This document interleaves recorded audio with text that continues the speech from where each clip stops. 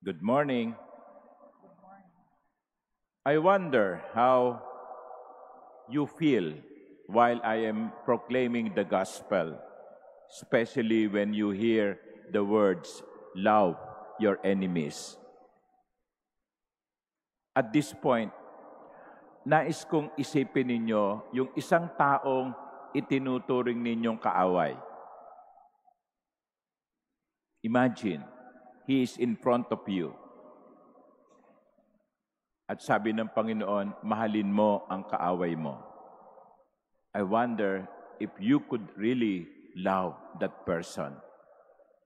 But you see, my dear brothers and sisters, much of our difficulty in doing what Jesus is asking us to do stems from our misunderstanding of the word love. Sa English kasi, isa lang love. Pag sinabi mong love, it can be used as, wow, I love the weather. There is no rain today. I love pizza. I love my dog. Yan. Halos iisa ang ginagamit nating salita. But what did the Lord use, or what is the Greek word that was used when Jesus said, love your enemies? In Greek, there are several words for love. One is eros. That is where the word erotic came from. Eros means something that is physical, romantic, leading to sexual intercourse. Eros. Jesus did not use the word eros. Love can also be translated as philein or philia. Philosophy is the love for knowledge, philosophia. The Lord did not use the word philia.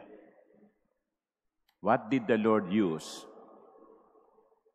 Agapan, where the word agape comes from. What is the word agapan or agape? Love your enemies, agape your enemies. That kind of love is unconditional. That kind of love is self-giving. That kind of love is thinking of what is good to the object of love. Kaya pag sinabi ng Panginoon, ibigin mo ang iyong kaaway, hindi niya sinasabing, pag nakita mo ang kaaway mo, ay, well, kumukurap ang mata mo, nagkukulay pink ang paligid mo, parang yung nakita mo yung crush mo. Hindi. That is impossible. The Lord is not asking us to do that. The Lord is asking us, love your enemies by not harming your enemy. By not harming your enemy. By thinking what is good for your enemy. In other words, kung sinaktan ka, hindi mo gagantihan ito ng pananakit. Kung siniraan ka, hindi mo ito gagantihan ng paninira. Kung niloko ka, hindi mo ito gagantihan ng panluloko. Sapagkat kapag ginawa mo yon, sinasaktan mo yung kaaway mo. Mahirap pa rin, no? Mahirap pa rin. That is why we need to pray. We need to ask the Lord, Lord, you want me to love my enemies, to think of what is good for my enemy. Not to reciprocate with hatred. The hatred of my enemy towards me. Lord, it's not easy. And Jesus knows that. Alam ng Panginoon na hindi madali yung kanyang pinagagawa. Kaya dapat tayong humingi ng tulong sa Panginoon. Panginoon, pag nakikita ko yung taong yun akala ko napatawad ko na, pero pag nakikita ko, kumukulo ang dugo ko No? Well, sabihin mo sa Panginoon, Panginoon, tulungan mo ko. And I'm sure the grace of God will allow us to love our enemies. But let me add, and this should be considered, love does not mean toleration. Loving one's enemy does not mean I tolerate the evil that he does. Yan ang minsan mali sa atin Akala natin, pag mahal natin ng isang tao, hahayaan natin yung kalokohan niya. Hahayaan natin yung kasamaan niya. Hindi. Loving one's enemies does not mean tolerating his evil. Hindi natin siya gagawa ng masama. Oo. Very disturbing ang nangyayari ngayon sa Indonesia at sa Nepal.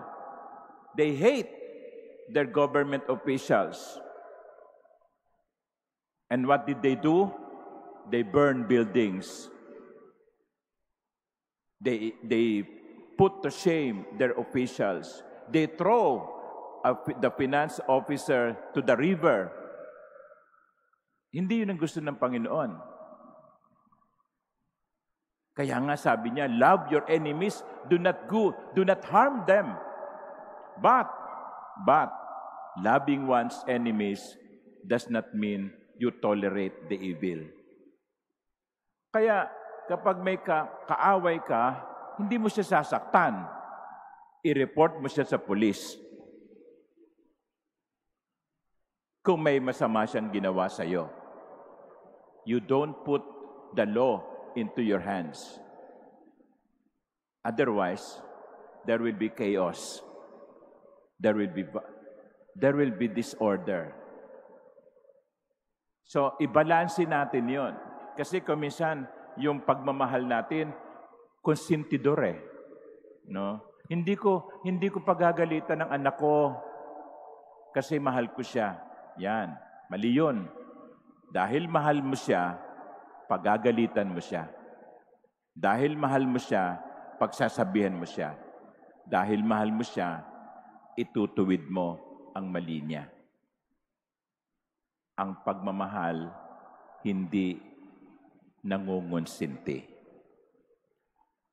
Sa misang ito, hilingin natin sa Panginoon ng biyayang matuto tayong magmahal ayon sa diwa ng turo ni Kristo. To be unconditional, to be self-giving, but not to be tolerating. Amen.